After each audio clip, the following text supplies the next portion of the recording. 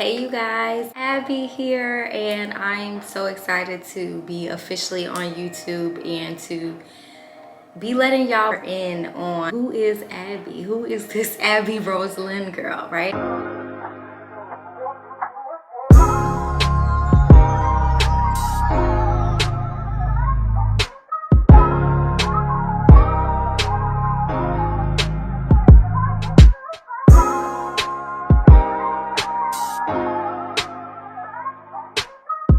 This video is super important to me because I wanted y'all to get a better feel of me. I wanted y'all to get to know me a little bit before I just start throwing all these videos on y'all. And y'all like, who is this girl? I don't even, she just popped up out of nowhere. You get what I'm saying? So it's important for me to tap in with y'all and let y'all get a better feel of me. So let's get right into it. I have had questions stored up for so long that are finally getting answered, and I have some really good questions, so I'm excited. Question number 1: where was I born? I was born in Baton Rouge, Louisiana.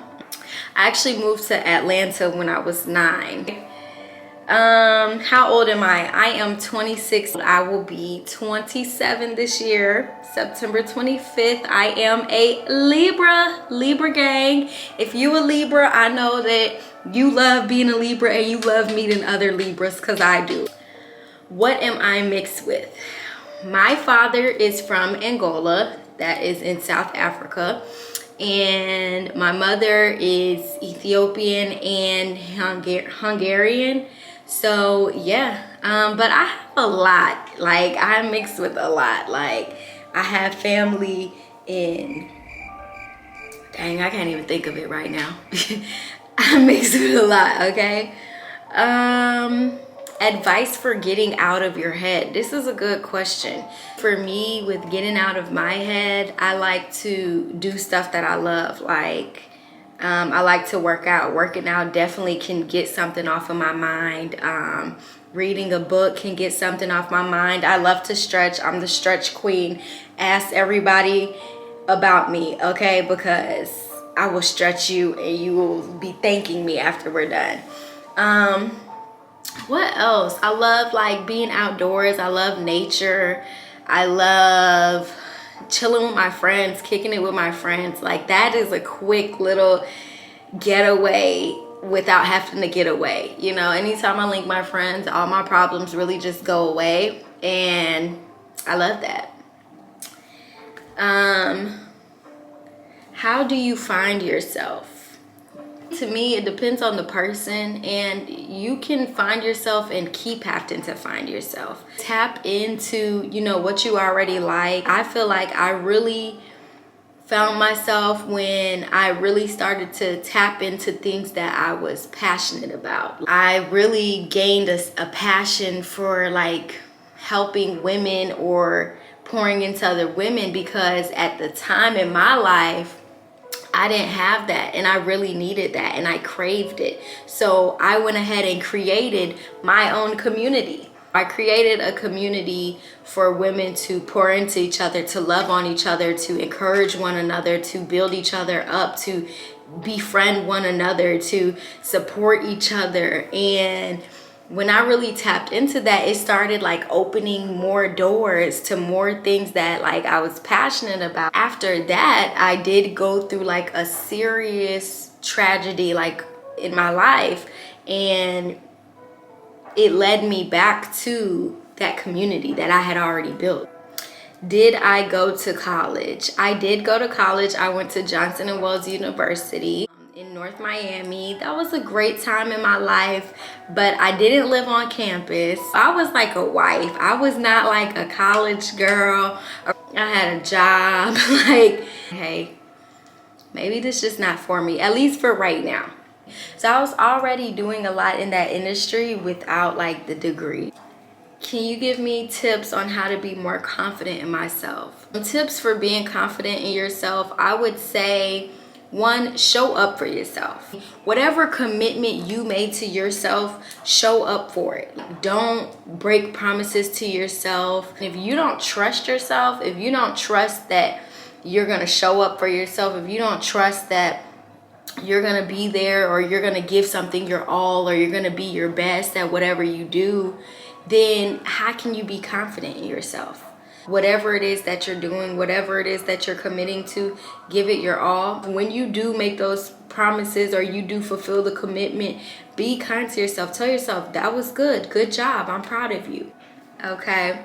Do you still believe in love after losing the love of your life? That is a great question. So I do now. When I was fresh in my grieving process, I did not. I just felt like I was counted out of love. I felt like, I've already had unconditional love, so this is it for me. So I did struggle with that in the beginning. Now I am in a healthy space where it's like, if I get it, great. If I don't, I'm okay, because I've already had it. But I am in a healthy space with it. I definitely am still grieving. I definitely feel like grieving is a lifelong process. I'm a work in progress, but I do believe that I do believe in love. I see other people and I still like, my heart still like melts when I see love, and it's a desire of mine, and God told me I can have what my heart desires, so I'm sticking to that. I don't know if it's gonna be in this lifetime, but I believe in love. I do believe in love. What keeps me grounded? This is good. So for me, what keeps me grounded? Spending time alone. I am a social butterfly. I love to be around my friends. I love to engage with my loved ones. I love to be the life of the party. But at the same time, I love my silent moments. I love like being at home by myself. I love to meditate. I love to spend that quality time with myself. And I definitely feel like that keeps me grounded. It takes a lot to be a baddie and a great mother. Hold on. A great mother. It takes a lot, but that balance is also needed as well. And so in order for me to balance that out, I have to spend time with myself. Advice you would give to a young mother? I got pregnant at 19 and had my oldest when I was 20. Then my second kid, I was 21. First, I would say God didn't give you more than you can handle. I know you may feel like it's a lot. I know you may feel like you're overwhelmed. I know you may feel like I can't take anymore. I don't even know how I manage this now. But I do want you to know that you were given this position as a mother, whatever age you are, because you are equipped, you are capable to do whatever it is that you need to do. So I want you to know that you are stronger than you think, okay? And you can handle more than you feel like you can. And when you are feeling like those low moments, that's the time for you to recharge.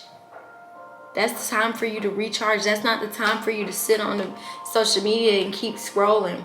Keep seeing these other mothers and what they doing for their kid. From one single mom to another, I want to tell you, girl, it's been times where I did not know how I was going to do it. It's been times where I felt too weak to be able to continue on.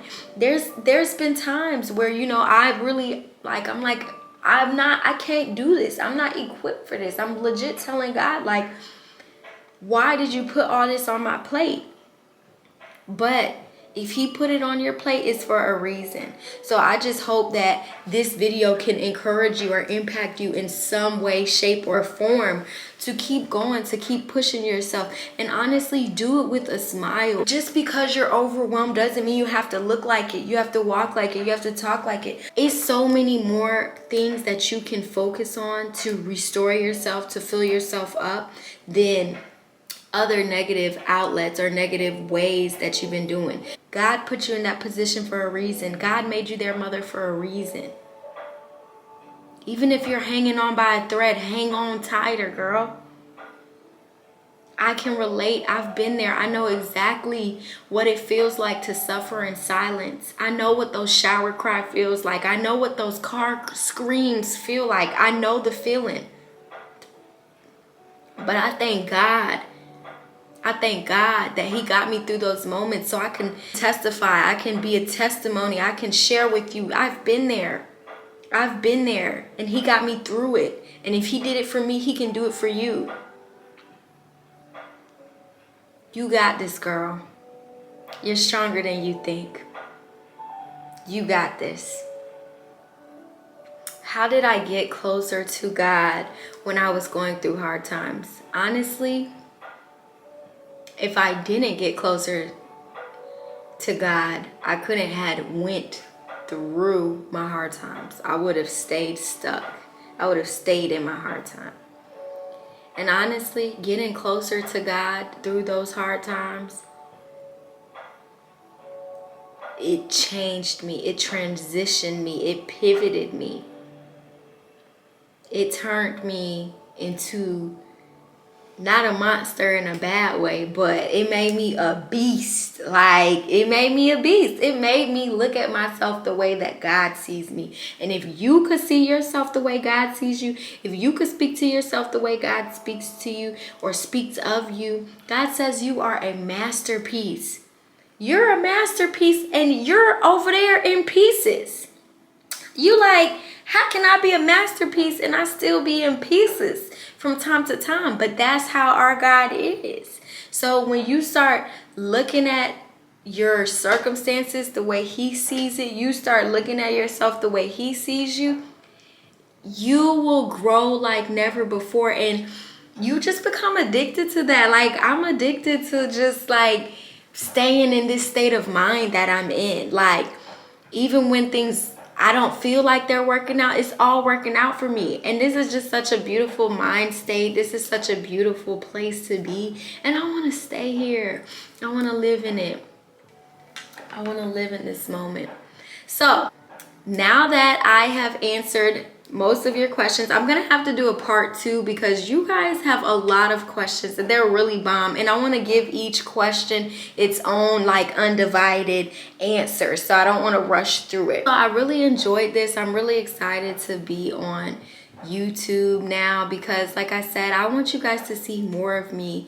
I am here to not only share more of myself, but I want to make an impact. I want to be able to uplift somebody, encourage people. I want y'all to come on my page and like get inspired, you know. I want y'all to come on my page and get out that rut. I want y'all to come on my page and laugh with your girl. Like, let's have a good time. Make sure you comment, you like, you share, you subscribe.